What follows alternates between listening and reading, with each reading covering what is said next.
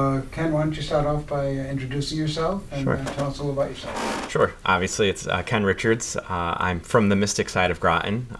Born and raised on the Groton side, moved to the Stonington side, and back on the Groton side now. I'm 35, married, have a 4-year-old son, and running for the House of Representatives, 41st District. So it's Groton, a little bit of the city of Groton, and a little bit of the city of New London. So in reality, it's 3 different governments. 2 towns, 3 governments that you have to be part of. And then obviously working at the state level if you win in November, which is, I believe it's 28 days away at this point. Mm-hmm. So I currently run the Westerly Ambulance Corps in Rhode Island, over in Westerly, Rhode Island. Been there for 12 years. I'm now what's called the administrator. It's a new term for what it used to be called chiefs, but fire chiefs run fire departments, and ambulance companies have administrators. It's just a different title. But it's one of the largest volunteer/paid departments in the area. And it's only getting bigger. Mm-hmm. It's one of our busiest years actually on record. So could kind of tell us a little about the philosophy you would bring as a Republican candidate representing that district if you were elected?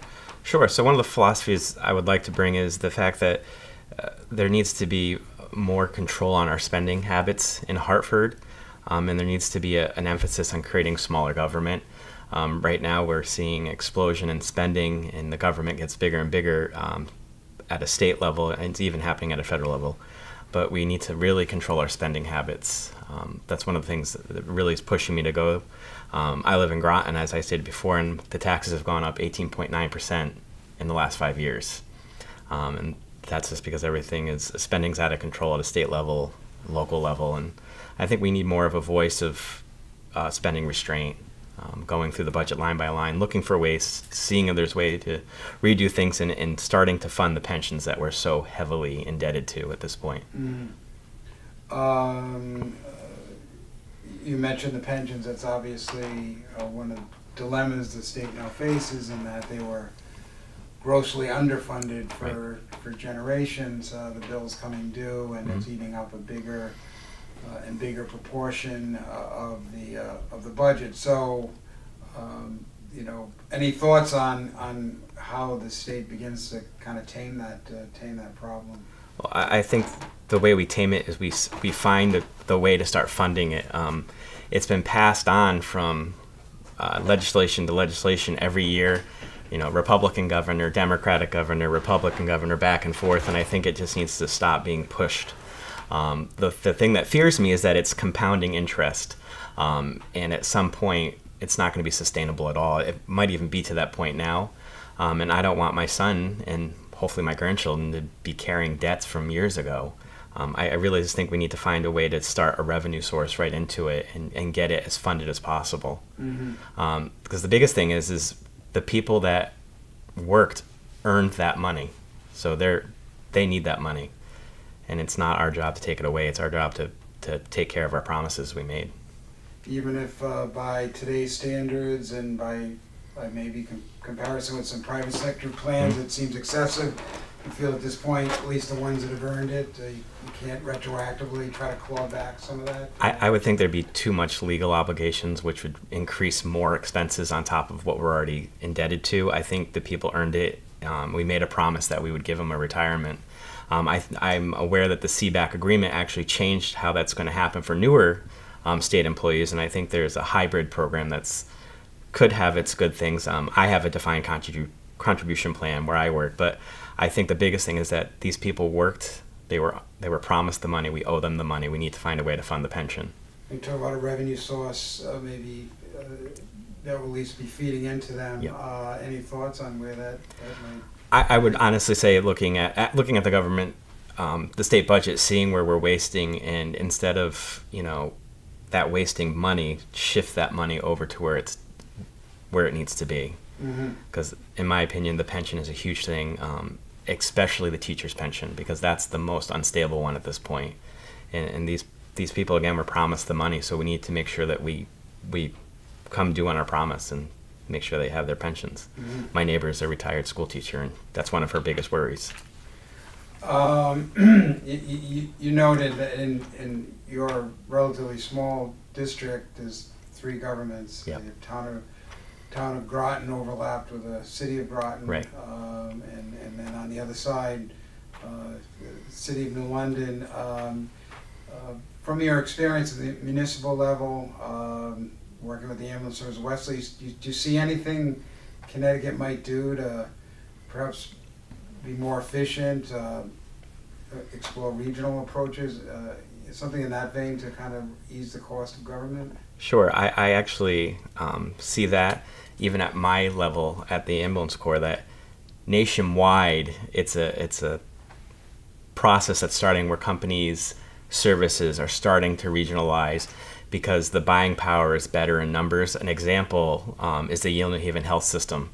They're regionalizing. I mean, they've purchased up Yale. They purchased Lawrence. Lawrence owns Westerly Hospital. They own Bridgeport. They own St. Ray's. They're trying to buy Milford. So that's an example. Except, it's regionalizing. It's spreading cost over, several other hospitals. And I think at a town level and a state level, we need to start looking at that, especially when it comes to education costs. There's school systems in other states that have 3 times what one high school in Connecticut has, and it's to the point where at what point do we decide that we need to reorganize how we think? New England has just been this way for so long, and Connecticut has 169 cities, Mm-hmm. Mm-hmm. Anything on the spending side, Julie? I was actually a little curious about, I had looked at your campaign page on Facebook and where you stand on minimum wage. I know that you had posted something following Amazon's announcement about sort of, what you would qualify as sort of a fallback or sort of negative aspect of raising the minimum wage. Sure. So where I work, everybody makes above the minimum wage. But one of the fears that I had been looking at as running the place is that when you saw Amazon saying $15 an hour, I was like, there's always a catch to this. And they announced the next day, just subtly, that they're going to roll back the stock options, roll back the bonuses. And I have a friend that actually works at Amazon. He makes more than the minimum wage there, but he was like, these warehouse workers are making the $15 an hour now, are losing stock options that they could compound and make considerably more money in the long run. And what are they going to do now? They're not having that capability. And what I don't think is a forced minimum wage. We don't look at all the aspects. Some of the workers don't realize that now their increase in wages affects their ability to get the renter's assistance, the WIC, the SNAP, and it actually causes, if you look at the long term, some of those people fall back and end up quitting their job to go back on to the assistance because they just can't afford to have full rent and pay the full price for their groceries. I think we jump to conclusions a lot, especially in the state, to do things without looking at the long-term effect. I definitely think that people need a fair wage. I just think there needs to be more thought into it before we force it and make sure that we can afford it. At this point, Connecticut is so in debt. How do we do something when our GDP is shrinking and the rest of the nation's is increasing, and our economy in Connecticut really is not following the national trend at this point? And I think it's going to really affect the small business owner because they're not getting the business that someone, for even example, in Westerly is getting compared to somebody in Groton. Downtown Westerly is booming right now. How do we get that to happen in Connecticut? So you're not philosophically against a minimum wage and not a total, just let the market, but you're saying if the state looks at this, it has to find the right balance so it's not turns into a negative as people are bumped slightly into a slightly higher wage. They can actually lose some benefits, and it may actually be a negative for them, and the job might no longer be worth it if they're losing health and food stamps and such. Absolutely. I know someone personally that her situation, if she was to do that, she would lose her health care and it would affect her children. She's a single mom with 3 children. And if she got past that threshold, she would no longer qualify for Husky for her children. So she has to think about that and how much is the healthcare cost going to be that she pays into at her business where she works. Mm-hmm. With any political party, there's a spectrum, Republican or Democrat. Mm-hmm. There's Democrats that trend towards the socialism, more Right. and more and more government. Republicans that are strictly free market and Right. don't like trend towards a libertarian. I mean, where would you fall? Kind of, how do you see yourself in some of that? So I would say that I'm a moderate Republican. I believe that we need to have a conscious effort on fiscal conservatism, and I really think we need to really look at smaller government to control those costs. But I'm very moderate when it comes to social issues, and that's one thing I think Connecticut has done wonderful on. It's been bipartisan on almost all of our social issues in Connecticut, and I think it's one of the greatest things that we have in Connecticut to be proud of, that we've been so socially progressive as two parties, not just one party. I have another one, Paul. Yeah, sure. So I mainly cover the military here, Yep. obviously including Electric Boat, which is obviously pretty much sort of booming at this point, given lucrative government contracts. The state announced in May that they're going to give Electric Boat $80+ million package, and wondering if you were elected, whether you would vote to continue that type of support, or would be in favor of that type of support going forward. I do think that some businesses do need support. I think EB is one of them. My husband is in the military, and he's on a sub, so I want to make sure they're built really well. And I think the other thing we should focus on is not just Electric Boat, but we should focus on all the small companies that provide to Electric Boat. Because the one benefit of Electric Boat is there's so many small businesses that build parts that go into those submarines that are all around Connecticut. But I also think we need to emphasize maybe boosting some of the money to our technical high schools. It was kind of sad to see that Grosso Tech lost their carpentry department, because a lot of people don't understand that Electric Boat hires carpenters, because they do a lot of woodworking when they build these submarines. And I think one of the things we need to do is focus on that, because there's kids that would do great in high school, great in technical school, maybe not cut out for college, and they could get a great job at Electric Boat. So I think if we support that business and support the technical schools, we could boost our economy and keep things, rising. So it sounds like you might be more in favor of putting the money towards educational type development training programs. Absolutely. Yeah. Absolutely. I wish they had more when I was in high school. Any other ideas on job growth in Connecticut? The economy came out as the number one issue in the recent Quinnipiac poll. Thing that people are most concerned now. We are seeing we've seen some progress in job creation, but still lagging behind other states. Some thoughts you might take to Hartford if you were elected in November. Sure. So I think for job growth, we need to really concentrate on what makes jobs. It's big business and small business. I think we need to make it easier for small businesses in Connecticut. Really look at our business taxes, adjust them appropriately. We have one of the higher ones in the nation. Lower those business taxes, and give them incentives to hire. We'll give you a break for so many years if you hire so many people. We tried that with Governor Malloy, but a lot of these were bigger companies. I think we need to focus on the smaller companies, because really small business is what made America. Amazon started off as a small business. Apple started as a small business in garages, and we need to have that happen in Connecticut. So the whole First Value thing, what was your impression of it? I think you started talking Sure. about So what you saw was wrong. the First Five thing, I think we gave a lot of these companies, I believe it was Alexion down in New Haven. We gave them all this money, and now they're not in New Haven anymore. They moved. A lot of the big companies didn't stay because I don't think it was a good business climate for them. I think we should have looked at another way, looked at the tax reform, look at how we tax businesses. Is that a better option? Because the less they pay in taxes, the more they hire. Those people tend to spend more, which boosts your economy. It's trickle-down economy has two theories. Some say it doesn't work, some say it works. I think there's a hybrid somewhere that could work and really get things going, because we really need to boost the small business. Talking about trickle down. Bob Stefanowski, your candidate for governor, has said he'll work on doing away with our state income tax that was imposed during the Waco years, and phase it out over 8 to 10 years. Do you see that as a realistic or even a desirable goal? I think it would be realistic to look at it as reducing it. I don't think we're in a spot right now to eliminate it, because it accounts for too much income. to our budget. And I don't think there's enough waste to cut out to replace the income tax. But I think there's a way to look at it and possibly reduce it.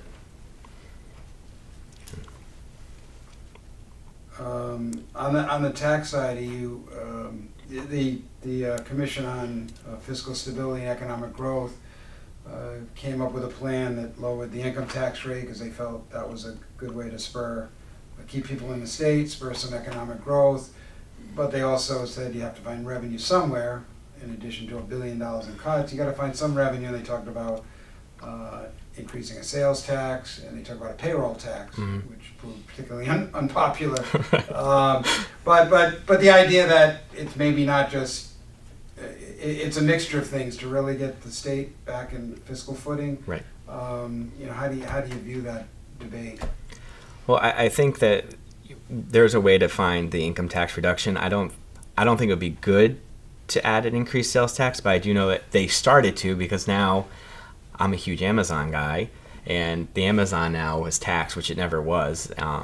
It's mainly for convenience for me. When my husband's deployed, it's a lot easier to have things delivered than go out with a child to the store.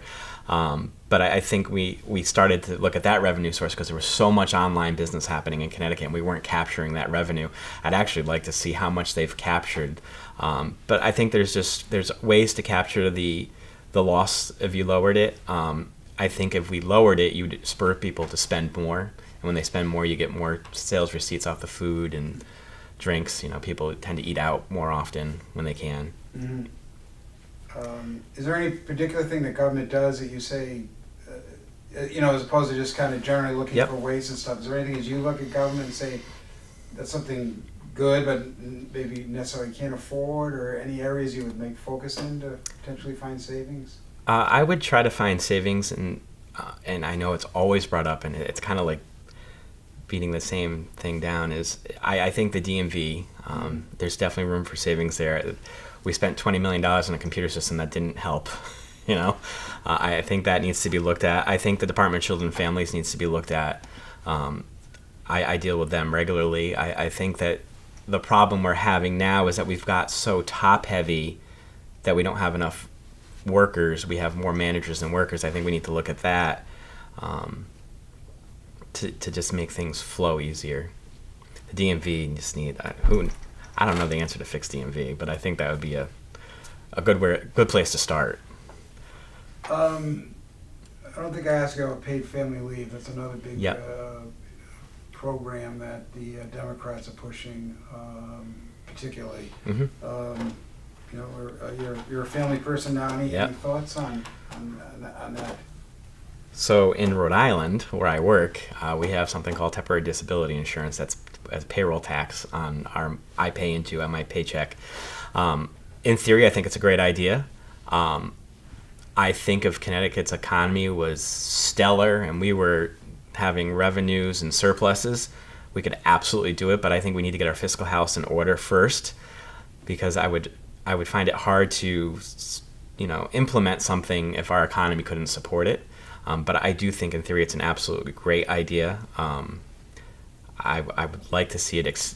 I would like to see it happen once we get our economy in booming, and I think that's the whole point of this election this year, is that we need to find a way to get Connecticut out of debt and get the revenue streams to where the revenue streams are great, but get the spending under control. And I don't think we can implement taxes to fund something if we don't have enough revenue to pay our bills now. Mm.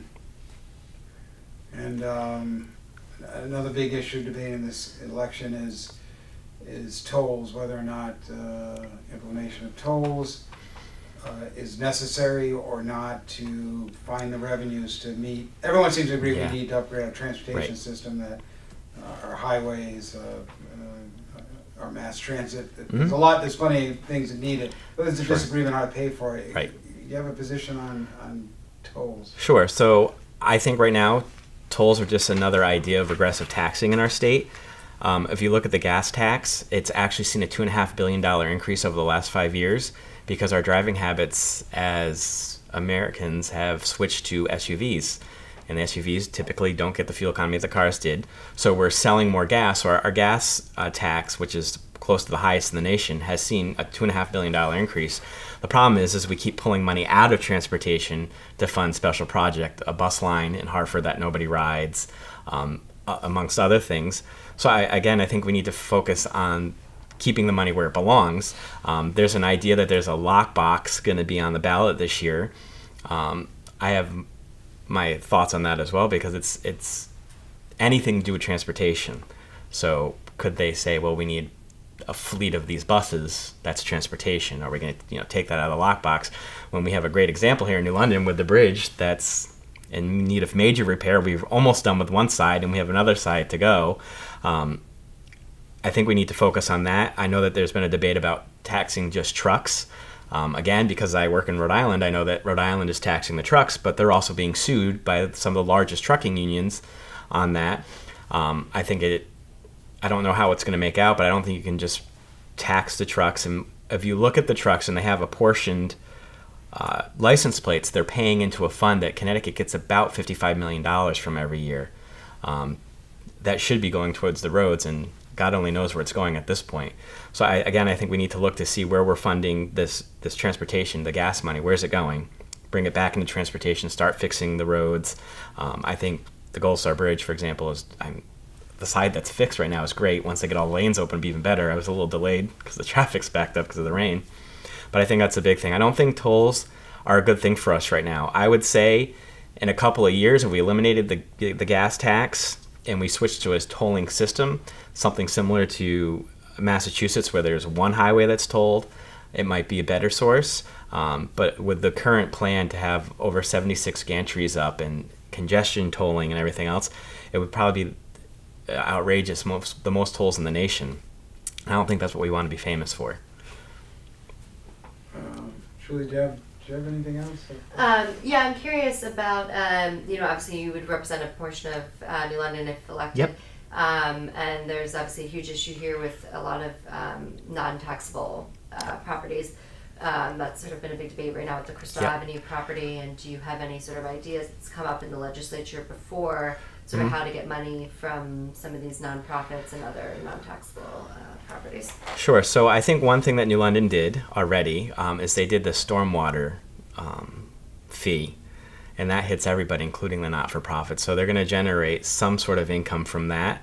I think the big problem we have is the pilot, the payment in lieu of taxes. And my fear, as even not as a candidate, as a citizen, is the Crystal Ave property. If that's going to go to the state, you're now going to pilot money.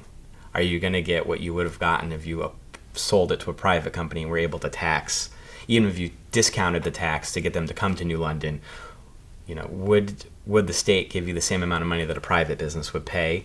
I believe New London's 40% not-for-profit or non-taxable, which is it's insanely high, and it definitely needs to be addressed. I think the stormwater thing, as much as it affects the entire city, was kind of a little bit of a move for them to start generating some extra income from the places that aren't paying.